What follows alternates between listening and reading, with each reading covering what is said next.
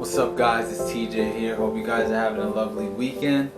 Today I wanted to talk about a topic that came across, I think it was yesterday or the day before. I came across this listening to a podcast from this guy named Jocko. He's like a big discipline is freedom kind of guy.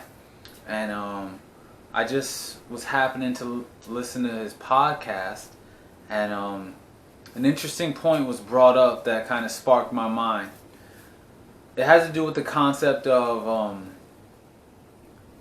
when it comes to enlightenment. You know, a lot of people in the New Age are all concerned about enlightenment and stuff like that. And when I was first getting into this, like years back, one of the premises of one of the ways to get there was follow your bliss.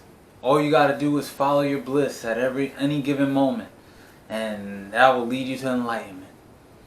So the question was posed: if it's that easy, how come everyone's not enlightened? If it's just as simple as just follow your bliss all the time and every given moment you'll be enlightened, how come people aren't enlightened?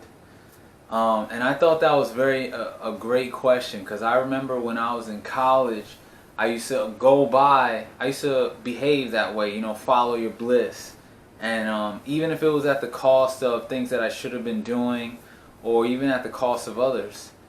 And you know, that didn't get me into, you know, the best of places sometimes, and you know, sometimes it would leave people hurt and all that. So what I found was, what I started thinking about was, follow your creativity. It's not just about follow your bliss. Sure, yes, follow your bliss, you know, don't give up on your passion and stuff like that.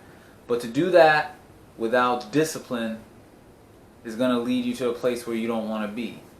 So you have to have discipline if you're going to apply that follow your bliss. The other thing is follow your creativity. I started thinking about that, like, that's interesting. You have to follow your creativity for a host of different reasons. Your creativity challenges you. It gives you a challenge. And if you focus on your creativity enough, you start to develop, you know, some sort of meaning in your life. And there was a study done. Basically, it was rats that didn't have anything to do, like were not social, or they had no meaning, were more prone to addictive behaviors.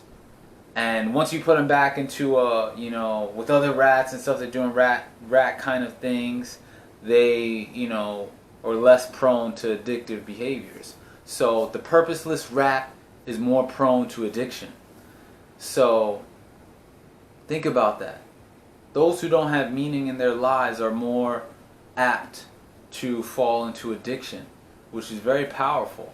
So your creativity is something that helps to focus you. It helps to give you a sort of direction throughout your day, you know, throughout your life. And it doesn't have to be something that it's not this grandiose kind of vision where you need to know what your life's mission is. You know, I need to have this type of career. That's not what it is. That's not it. You know, that's not all it is. It's as simple as doing what you can where you are.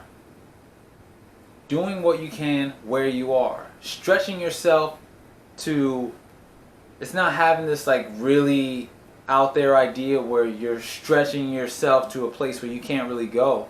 It's stretching yourself to what you're capable of, where you are.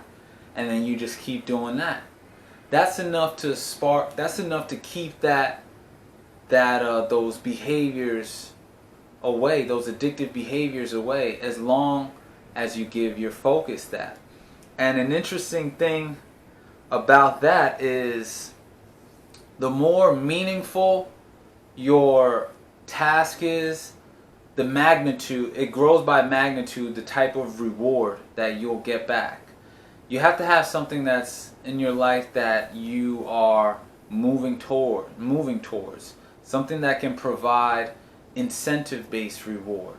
Not consummatory reward where it's like, you know, you get a nice plate of food and the food tastes good and you get that nice good dopamine rush and your brain is good and then it's done. You know, no, you have to have something you're moving towards, incentive-based rewards.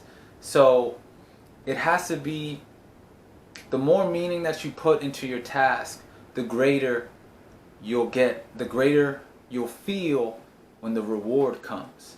So the reward grows in magnitude with the meaning.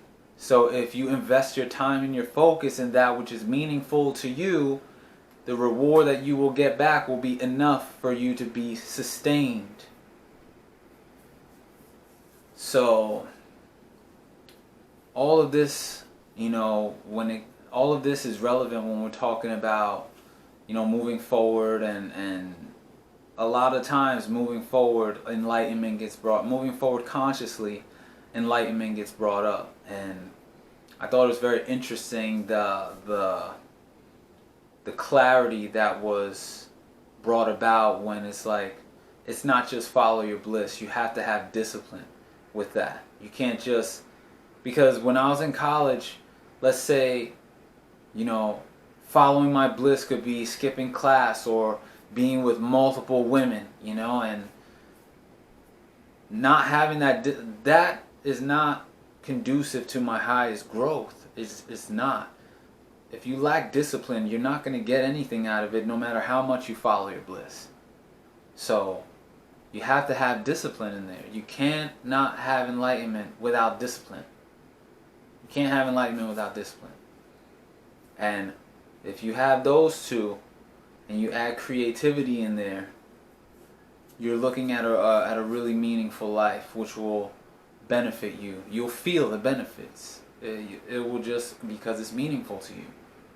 So the more meaning you add into your activities, the greater the magnitude of the reward when it comes back to you. So that's all I wanted to talk about today. I hope you guys are having a wonderful weekend. Like I said, I will be diving into purpose later in another video. I came up because I know another train of thought that's going to build off this is, how do I find my purpose? So if you guys got anything from this video, be sure to share, like, comment, and subscribe. And until next time, remember, a greater perspective